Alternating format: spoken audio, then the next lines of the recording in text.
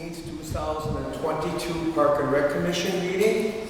We do have a quorum, and Mike says we're supposed to face the east and do the Pledge of Allegiance. Thank you, Mike.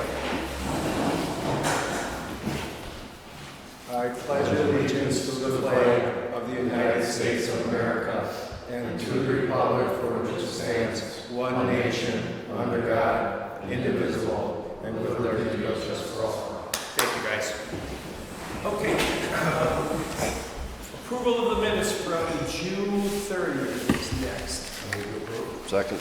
We got a move and a second. Is there any discussion? All in favor? Aye. Anyone opposed? Motion carries. Okay, unfinished business. Regner Swim Pond Committee Review. Randy, is that going to be you or Mike? I think Mike wrote the summary. Oh, we just did the minutes. Right? Oh, yeah. Okay. All right. Where do you want to start? So I can start. I'm just going to start working through my memo a little bit. Ryan's going to kind of talk about the financials when we get to that point. And then, obviously Randy, the committee review and things like that, kind of what happened. So I'll start. You guys jump in when you need to. Again, Randy put together a citizens committee. We've met several times to review the Regner Park swim pond, the future of the pond, the past, all aspects of it. Anything from lifeguards to water quality to security, attendance, anything related to the swim pond here in Regner Park. We reviewed at those meetings, those discussions. Great discussions. A real good group of people, good diverse group of people. Some people that remember the swim pond from decades ago, and maybe some people a little bit younger, but certainly a lot of them that grew up in the park, and or some of them that were new to West Bend by 15 years and they were in the park with their kids and things like that. So again, I think it was a good collection of residents to kind of take a look at our situation. So a huge thanks to those folks taking some time out of their schedules and sitting down with us. So I'm going to go through the recommendations from the committee. Randy and Ryan, if you guys think I'm missing anything as we're going through these items, please shout out or add to the conversation. But one of the biggest items we discussed was basically a formal marketing campaign. Get out ahead of our situation now. So Ryan's going to need certified guards for swim instructors in January, February already, and then we need guards obviously next year for in Regner Park. So let's not wait until October to start this marketing campaign. So we've already met with Jacob and Andrew and Jess Wilds in our communication department to start looking at putting some videos together, some commercials, get these out on Facebook, Instagram, our community cable station, to not just market, hey, we have jobs open here, but kind of how cool it can be to work in Regner Park as a lifeguard, the team aspect. And just, I think there's a lot of questions out there people don't know, like, how do you become certified? And, how much does that cost? And who's going to pay for that? To kind of clean some of that up and really get the word out. Let's market these positions. So we've met with those folks already. We've already met with the high school, the West High School principal. We reviewed our situation with them. They had some ideas for us. They're going to also support us in getting the word out, passing along our message that we need lifeguards, things like that. Jacob's done a good job for us looking at Facebook postings and things like that, where we can pay a little money through Facebook and we'll be able to target certain demographics of people that if someone flagged maybe something for the YMCA that they like, that would be someone that would receive some of this information via Facebook at some point in time. So that'll be a huge aspect of this, is making sure people understand that these positions are out there. This is what it all entails. And it could be a really cool summer job for someone being a lifeguard. And part of that also is we're not just going to focus on the traditional lifeguards. Our traditional lifeguards are high school and college students. How about the non-traditional? How about some retired people that, and they don't have to work 40 hours a week. You want to work one day a week? Great. we'll certify you and have you go through our drill or our guard drills, things like that. You want to work 2 days a week, 2 afternoons, 3 afternoons a week, something like that. That's great. You know, school teachers during the summertime, maybe some of them would, you know, maybe like a part-time job. So we're going to try and target, you know, some of those folks also, not just our what we would see as our traditional lifeguards. We've even talked, or the group talked, about even off-duty firefighters and things like that as non-traditional lifeguards. So we're gonna reach out to the community and the surrounding community. We're going out as far as Germantown, Kewaskum, Port Washington, out to Hartford. You know, it's not just going to be the greater West Bend area. We're going to reach out throughout the county for some of this. Another discussion item was water quality here in the pond. The one item we are a little restricted with is, right, currently our pond discharges ultimately into the Milwaukee River. From the creek to the pond to the river. So we are restricted as to what chemicals and what products we can use. The majority of what we use is natural enzymes to treat the pond, and we do use some herbicides just to control some of the weeds and the vegetation that might be growing in there. But one of the discussion items with the committee was the blue dye that we add to the pond. A couple of reasons why we put the dye in there. The dye does interrupt photosynthesis, the growth in some of the algae, so that helps with just water management. And part of it was aesthetics. A lot of people like the blue dye, but our committee certainly felt a little different about the dye. When the dye first goes in, it's one thing, but a week or so later, when it fades a little bit, it's maybe not the most desirable. The color to the pond, to the water. So those are some of our discussion items with that committee. Myself and Dan and Ryan, we have a meeting set up with our consultant that does our water treatments now. So we're going to review some of those water treatments with them, review the blue dye, and we also want to review with them the possibility of incorporating a pond liner here in the pond. What it would take, obviously there's going to be some costs associated with it, but what we could ultimately treat with. So right now we discharge into the creek. If we incorporated a liner and we now change our discharge into sanitary sewer and not a natural waterway, what can we then treat with? What type of products can we use? Can we eventually go back to chlorine or something of that nature?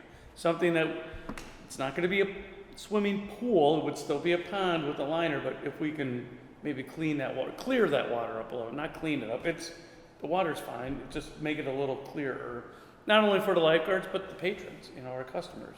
So those are some of our discussion items that, you know, we're looking at. We have sanitary sewer line that runs around the pond right now. We would have to regrade and kind of rearrange things on the east side of the pond, but instead of discharging into the river ultimately, can we discharge into sanitary sewer and change our entire game plan as far as chemical treatments and the quality, you know, just the quality of the experience. So that's something, again, with a lot of these items, the committee gave us these recommendations. We didn't want to wait until January to go through them. We're jumping on it now, so we can get a head start on some of these items. I'm really interested in the pond liner, sanitary sewer, changing something on that, and, you know, physically changing the pond a little bit, and hopefully help in the long term. And even with the pond itself, we talked about the diving raft. Do we want to keep the diving raft? And the general consensus was yes. We talked about possibly removing the raft and incorporating at some point in time like an inflatable obstacle course out on the pond. So lots of good ideas, lots of good discussion in reference to that. So another big topic with the committee, another big recommendation was the salary end of the scenario here. So I'm going to kind of turn it over to Ryan for that aspect. Right, so Mike and myself know that Regner Park presents different challenges as far as lifeguarding compared to like lifeguarding at the high school pool or the YMCA because of the patrons, just the environment, the magnitude of the size of the water, clarity of the water, so on and so forth. So because of that, we believe that our lifeguards should be getting paid more than those at the YMCA or the high school, just because of the issues and the difficulty that lifeguarding here currently has. So from $15 an hour, which is what we had offered in 2022 for a starting lifeguard, we're going to be bumping the starting wage to $17.50 for first-year lifeguards. On top of that, we'll still be looking to fill the 3 head supervisor, whatever type of position, lifeguard at $20 an hour. So those are kind of the supervisors that are here 8 hours a day, taking care of business and are here overseeing things. In addition to the increased salaries, we're going to be offering sign-on bonuses for all of the lifeguards that come to work at Regner Park. So a first-year guard, or a guard that's currently not certified, I should say, is eligible for a $250 sign-on bonus. And then a guard that is already certified, so whether they're working for another municipality, the YMCA, the high school, whatever it may be, they would be eligible for a $500 sign-on bonus. Those would be paid out with their first paycheck. And for first-year guards, we are also going to be giving them a certification bonus. So that is going to amount to $500. And the certification bonus is going to be paid out on July 28th of 2023. That is the pay period that corresponds after the mud run, so we want to make sure that they're working for us. They're not just going to get certified, take the money and run and go elsewhere. So that's when that would be paid out. And then on top of the bonuses and the higher wage, we are also going to be doing incentives for the hours that the lifeguards would work throughout the summer. So at 200 hours, a lifeguard would be able to make an additional $1 per hour for those hours worked. At 250 hours, they'd be making $1.50 more an hour. At 300 hours, $2 more an hour, and 400 plus hours, they would be making $2.50 more an hour. So if you kind of did some mental math quick, a lifeguard that is first year works 200 hours. By the time you factored it all out, there's a pretty good chance that a 15-year-old could be making $23, $24 an hour. So that's a pretty good chunk of change to be making at that age. And again, with Regner in its current state and the difficulties that lifeguarding here can present, we think that that's definitely where they should be getting compensated at. And we can budget that? That is going into the question. It's in the budget, and we're gonna, we've talked to some donors in the past, we've talked to them again in reference to supporting those incentive programs. The donors, like for this building and a lot of the different facilities that they supported financially on this property, they want to see the swim pond. They want to see it being successful. We're hoping to get some support from there, but it's in the budget. We talked through it with city administration and human resources, because as an organization, we can't just look at lifeguards. We have to look at lifeguards and all of our other staff members. We can't just, throughout this entire process over the last couple of months, people are like, pay them $25 an hour and all this and that. Well, first of all, you need the money. Second of all, we have to look at other positions within our group, So the lifeguard situation, the lifeguard certification, what their responsibilities are, what we're asking them to do. Ryan's done a good job putting this formula together. So again, starting salary at $17.50 an hour to me is a significant hourly rate.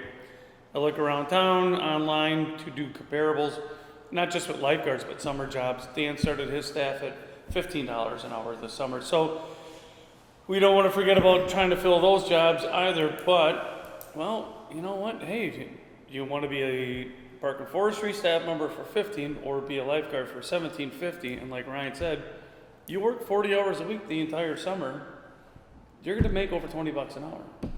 I mean, to me, that's significant.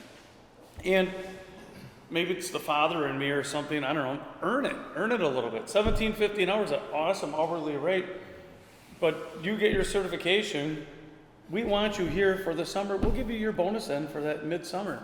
You work hard all summer long, and we can give you a good end of the summer review. We're gonna help you out because you helped us out. So, and it's nice too with the incentive. If someone plays tennis or or football or something like that, they need to quit. Their summer with us ends August 10th. You know what? If you're a good quality employee, you still get that incentive. You worked, you put those hours in, we're gonna help you out.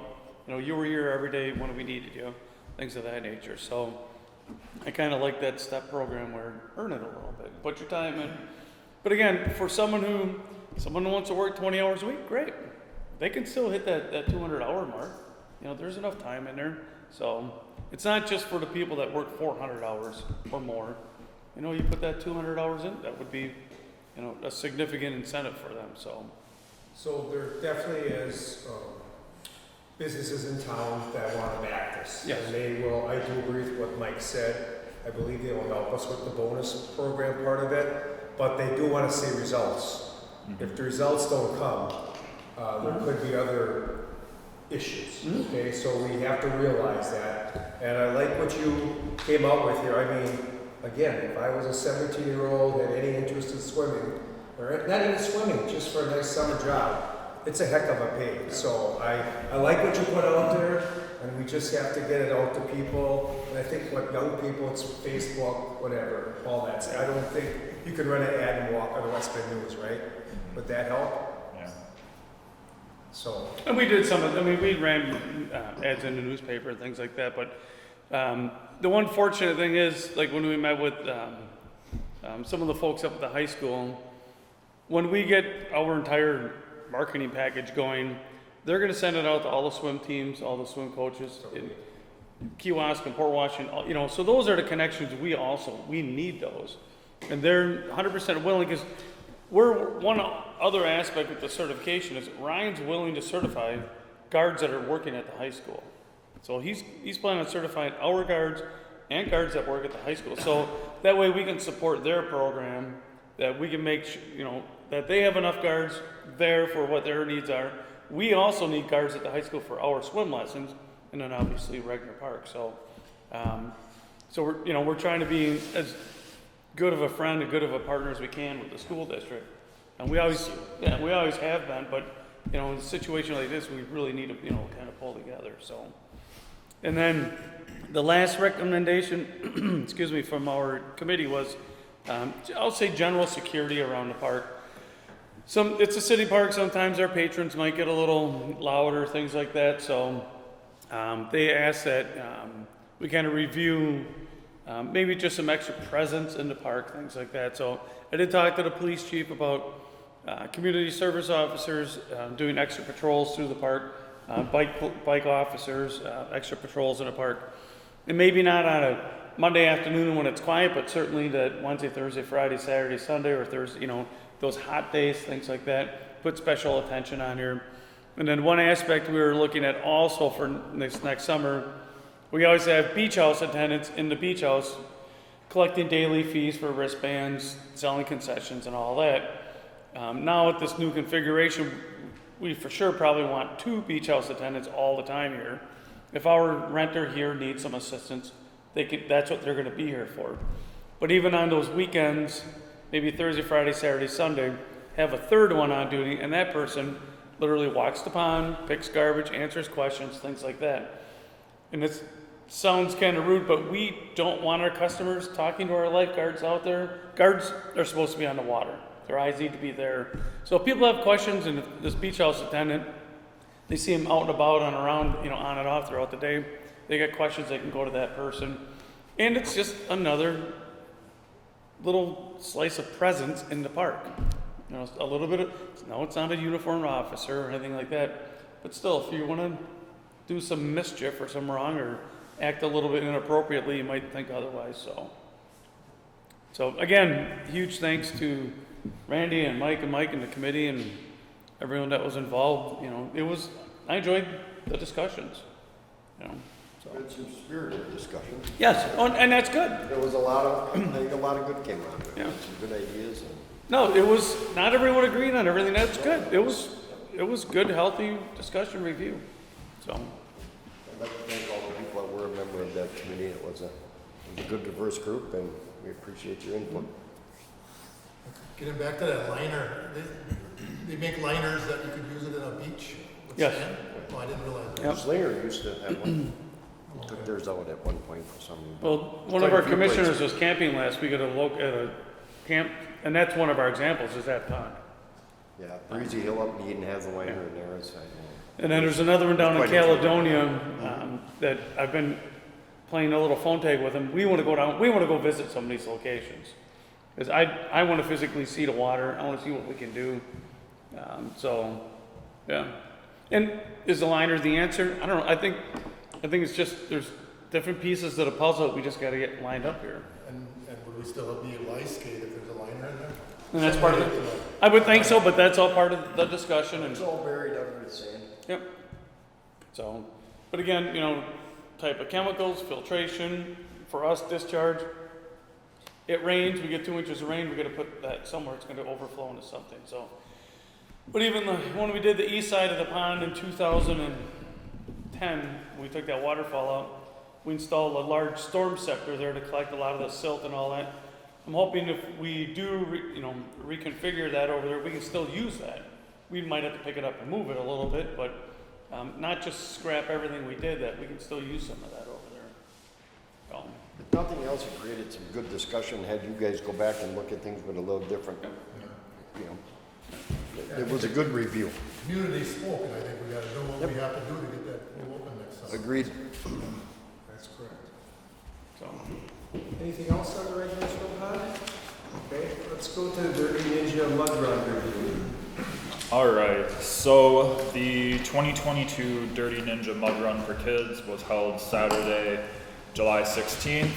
This is my first experience with the mud run, so I wasn't exactly sure what to expect, but it was awesome and everything went quite flawlessly. I heard numerous comments during the event of families and children saying that they were already getting 2023 in their calendars and that they were excited to come back next year. So I think that just kind of alludes to the job that all the Park Rec and Forestry Department does and volunteers, making that event possible and awesome. So in 2022, we had 2,386 total participants registered, which beat the previous registration record set in 2021, so that's awesome to do. We beat the 2021 record by about 75 people. Of the 2,386 that participated, 672 were from West Bend and are residents of the city, so that amounts to about 28%. So in my mind, the Mud Run's doing a great job of attracting those outside of West Bend. To have almost 75% be non-benders, that's pretty amazing. Craig Walker did a great job putting together a map kind of pinpointing all of the zip codes that the registrants came from. Just kind of zooming over that briefly, there were obviously a lot of Milwaukee area, Green Bay area zip codes, but there were definitely some outliers. So there were people that used the zip code from Astoria, New York, Land O'Lakes, Florida, Manor, Texas, Phoenix, Arizona, Sandy, Utah, and Bakersfield, California, all to register for that. So whether that was grandpa and grandma paying for it from their zip code and using their address, who knows, but it's still cool that we have that type of reach for the Mud Run in West Bend. Going into the financials for this year, revenues. For registration revenues, we brought in $80,175.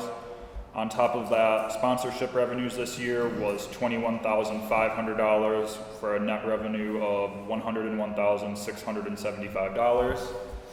Expenses this year were $29,200, so we netted just under $73,000 at $72,475. So that's a great chunk of change for the recreation department to have with the recreation enterprise account, and that money will definitely go a long way into the recreation offerings for the city of West Bend.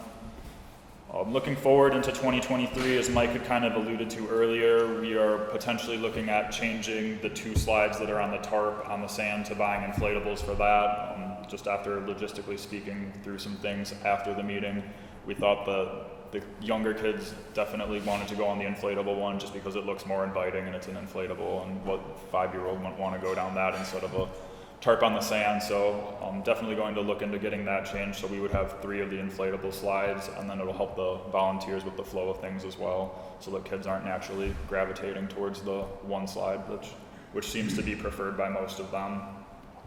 As you guys all probably noticed, the volleyball courts are removed, so we're going to have to think of a new obstacle there, and there's a few other obstacles that I think we're going to cycle out just to try and keep the course refreshed and new and not the same thing year to year, and keep that draw and interest fresh for those that decide to come back in 2023. And the last thing, thank you to all of the staff and the volunteers for making the Dirty Ninja Mud Run for Kids in 2022 a possibility and a success. And I really think that it was a great event, and hopefully 2023 is the year that we hit 2,500 registrants. Oh, one last thing on top of that. So we will be changing the brackets and the starting time for that. So unfortunately this year for the younger kids, we hit the maximum allocation, I guess, for enrollees that we were allowing in. So unfortunately, with how we had purchased the t-shirts and etc. for the kids, we couldn't take on any more of the younger kids. So that's something that's going to change next year, is bumping the numbers up in the younger age brackets, because that's kind of where the sweet spot is as far as number of enrollees. So we won't have to hopefully turn away anyone in 2023 for that. Any other questions for Ryan? Great Thank event. you. Oh, sorry. Thank you, it's outstanding. Thanks for everybody helping out, I appreciate it. Great event. Hats off to the entire park rec and forestry. All you guys. I know that's a long week and a lot of effort. And I came back down here 2 days later and I was like, was there anything here?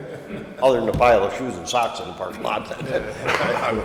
But an amazing job. The first time that I had been a part of it. So to be at that finish line and hear all the comments from both parents, and I heard nothing but positive that entire day. So hats off to all you guys. It's a great event. Okay, new business donation. Who's in charge of that tonight? I have the first 6. So these are, excuse me, these are all sponsorships for the 2022 Dirty Ninja Mud Run for Kids. So thank you to all of these sponsors for their donations. First, we have Delta Defense for $1,250. Killian Management Services for another $1,250. West Bend Mutual Insurance Charitable Fund for $2,500. Bank 59 for $2,500. Russ Darrow Automotive Group for $5,000. And the West Bend Friends of Parks Recreation, they serve 2,000 lunches to kids with an approximate value of $4,500. So thank you again to those sponsors for their donations in making the 2022 Dirty Ninja Mud Run for Kids a great event. A donation from various citizens to all over the playground, $1,000 from and Molly, and sale on fence ticket for $100. Also, from Mayor Jenkins, he provided some at downtown event, and basket collected $1,059 designated for the all adults playground. Who's doing disc golf? I'll do it. West Bend Disc Golf Club, Josh Ham and his people donated $250 to be used in the course. We appreciate that. Okay, do we have a motion to approve that? Approve all the donations. Okay, we have a motion, second. Any discussion? All in favor? Aye. Anybody opposed? Motion carries. Now reports. Chairman, I just want to say tonight was a great tour. Again, as I can always say, the park system in West Bend is booming. I mean, you see all that stuff and all the money, and it's crazy, but it's all good stuff. So it's really looking good. So thanks everybody with the Parks Department and the rec. Secretary Mike. I'll just say it's a beautiful facility. If people haven't seen it, I was able to bring a few of my Kiwanis friends down this morning. Ryan was happy to give them a tour, and they were really impressed. They were part of the donors to it, and I think you might get some rental income out of the people that see this because it's beautiful. Thanks, Mike. Quarterly trust report. All right, everyone should have or received a copy of the report. Again, I'm going to jump right to the middle of the report again, as I've kind of been the last couple of quarters for the park fees for acquisition. That's our park impact, excuse me, park impact fees. We are at $586,000 right now for that, for those impact fees.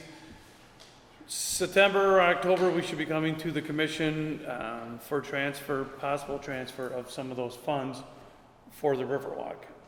So again, we can only use impact fees on new features, new amenities. So to redo the Phase 4 section of Riverwalk, no, we can't use impact fees for that. But the new parking lots under some of the new features, that's where those impact fees will go. So again, with the Riverwalk, we are using TIF dollars and grant money and impact fees.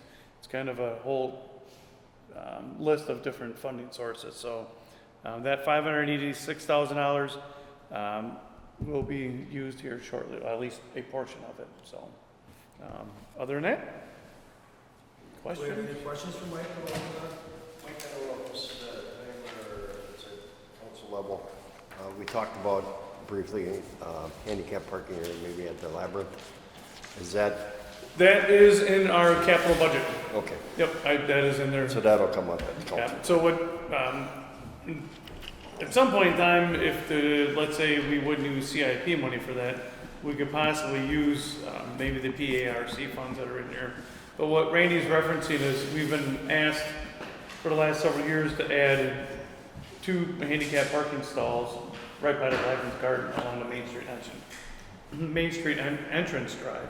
So they would be like angle parking, enough room obviously for handicap on both sides of the vehicle, and an ADA compliant walkway up to the garden itself. So that's one of the projects we're hoping we could be able to, fund using some CIP funds for that. I see at Labyrinth, the people that work there, a lot of times they park along the creek there. That's not a problem there, is it? No, it's because a lot of times the volunteers are bringing their own tools and buckets and They want to be close. small carts and all that. So for Dan's guys, it's kind of nice they're not parking on that concrete over there or asphalt by the shop, because a lot of times with the trucks and trailers in and out, if they were parking there, we might have some concerns. But no, since we've had the Labyrinth, we always have Barb or 1 or 2 of our volunteers kind of park over there. If they have any events, because they've had some events here, we always ask them that they utilize the parking lot. But for the volunteers, we try and support them as much as we can. So, yeah. Anything else on the Park Trust report? So do we have a motion to approve? Motion. We Second. don't need a motion for the trust? We don't? Okay, thank you. All right. Next, Conservation Supervisor. I just sent out one report from this week, or press release. So another cool program that Courtney's running out there. So, That's good. Things are happening out there. So. yep. So, Jackie, tourism event. Had a lot going on, July 4th. Well, first of all, it's back out. We had parades before the 4th of July. 4th of July was a crazy day. We had a great morning weather in the morning, and then, the rain blew in right about the same time as Highland Park happening. But we did make it through. We did provide fireworks on the 4th of July. It was a stretch, but it happened. So we've had a total of 3 beer gardens at Riverside Park up to this point. Each one has been very well attended, and it's just a completely different vibe from Regner Park. 100 in rotating on each night has been about 100 every hour. So it's been like maybe 250 coming and going. People come in for an hour and then they go, but they're replaced. So each event, each one of the beer gardens this far has been very successful. So that's great, totally new event. 2 weeks ago we had the Cash Bash, which is a huge tourism event for the city of West Bend. To this day, even 14 years in, we still pack every hotel room between Jackson, Kewaskum, Port Washington, and Hartford. There's not a hotel room to be had for that event because it's considered a mega event, and we work in partnership with the chamber on that. This weekend, Saturday, we have the school foundation is going to be featuring Rebel Grace in the Regner entertainment area. So come on down and support the Schools Foundation, West Bend Schools Foundation, and the band. It should be a good time. And then the final beer garden event for the year will be September 23rd, And the event or the group that's going to be sponsored that night is the All Abilities Playground feature. So come on out, have a beer. It's really a nice vibe there. The fall activities booklet came out 2 weeks ago for 2 weeks ago, and registration has begun for both residents and non-residents. I think it's looking pretty good. Brian can tell you more about attendance. That's it. Any other questions for Jackie? Okay, Ryan, Recreation Supervisor. So all of our session 2 and summer long programs for youth activities and sports concluded at the end of July. Most recently, we had our final softball and t-ball games, kind of the leagues that we run for that. Those ended at Quas Creek, so had a couple rain dates to make up, but got that all wrapped up. Our end of summer dance recital and youth theater performances took place at the Silver Lining Stage in Regner at the end of July. I heard great things about that. I was able to go to the dance performance, so that was awesome, and Jackie does a great job helping out with that program and still kind of mentoring and running that, so thank you for all of the work that you do for that. As Jackie had alluded to, the fall program registration is open. Pretty good numbers so far. Hopefully the numbers keep improving and growing until we get things rolling in the middle of September. As always, offering a lot of great programs and activities, training, so whether it's going to be the lifeguarding certification in November is the first one I'm aiming for, the babysitting certification, both through the Red Cross. A lot of great things that we're offering for anyone that wants to get involved. Right now, I'm working on finalizing the staffing for all of our fall offerings. Got a handful of my summer staff returning, so I'm excited to have them back and fill the remaining couple of positions that I have open. So it's kind of what's happening on the recreation side of things right now. Any questions for Ryan? All right, thank you, Ryan. Appreciate it. Parks and Forestry Superintendent, Dan.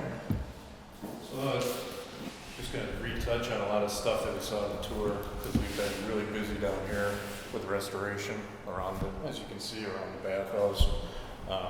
Putting together a lot of this furniture. That was all delivered to our shop, getting the patio furniture and everything set up. This week, staff got Wi-Fi down to the beach house here. We have a little bit more work to do with that, which will benefit us as far as security going forward. There's some options that we can use the Wi-Fi with. So we got to work with our IT department to get that completely set up.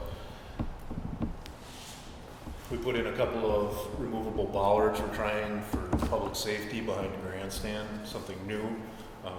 We worked with a contractor, he came in, drilled through the cement, we put a sleeve in, and we could take the bollard in and out. So, like for enchantment, we'll have it out all winter. This winter will be the test to see if we can do this moving forward. It's good options for possibly some downtown issues as well. So, it's kind of a little bit of test run back there. We had to come in for numerous storm damage. One time it was about a 5-6 hour event. There was probably 26 locations. It was a Saturday night into about Sunday morning until 2 a.m. We had staff in for that.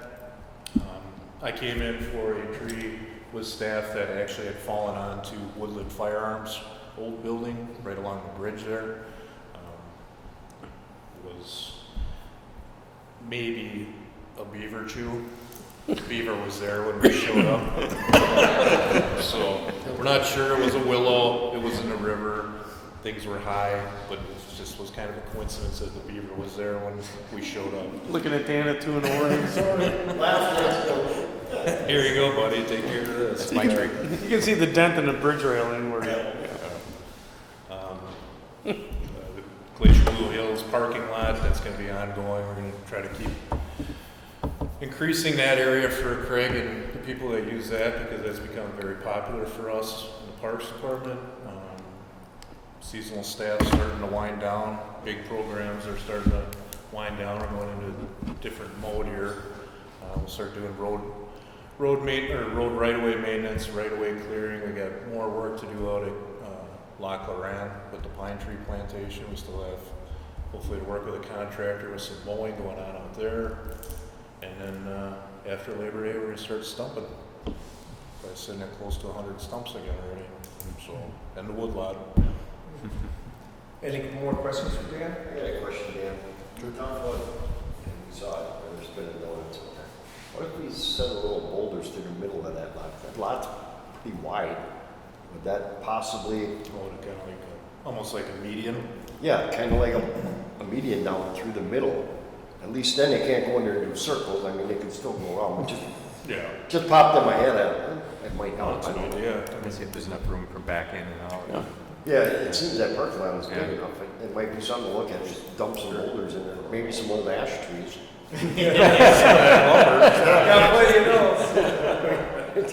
Just a thought that might help curtail some of that in there. Yeah. Something we can look at. That's all I got. Anything else for Dan?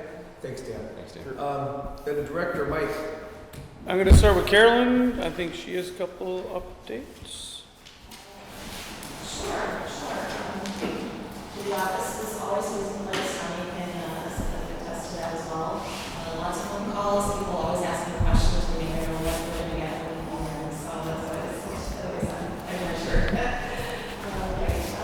Busy just helping coordinate this opening, right? Paying all the bills, and lots of bills always coming through, these guys are out in the field and doing their work and purchasing what they need to do your jobs. Tommy and I process all these bills and to the right account, and that is just, making sure and double checking and making sure we're doing that.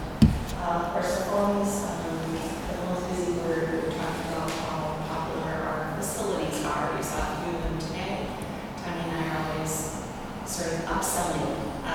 Everybody knows the Riverside building, everyone knows about the Regner Pavilion, but they're booked. So we upsell them. What about Camp Lodge? What about Garden Shelter? What about the beach house? People don't know about this. So it's fun for us right now to offer this as a third option in the winter, even though it's not going to be available December for enchantment. Very fun for us to have that third option in the winter.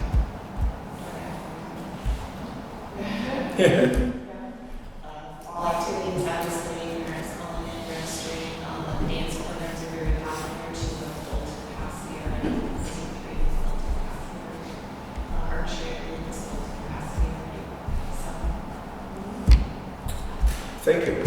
And then I have one item that we did offer an individual, or made an offer to someone, and he accepted for our project manager position, Cindy's position. So we're still working through that process and all that, but hopefully that person might be here for the September meeting. So again, it's not 100% yet. I mean, we made the offer, he accepted, but we're just working through that process. So I will be excited to have someone like that back in our house. So, like our tree, I mean, because normally right now we should be putting together a tree surety contract. That's our street tree planting contract to go out to bid soon this fall, over the winter time. We don't want to fall behind on those annual things. So, outside of the Riverwalk, we have lots of projects and things like that. So, I am excited about that. Good. So. Any other questions for Mike? Is there anything else for the good of the Park and Rec Commission? Thanks, Carolyn and everyone, for hosting us here today. Appreciate it. Great job. Thank you. Great job. What's that? Oh, no. Meeting adjourned.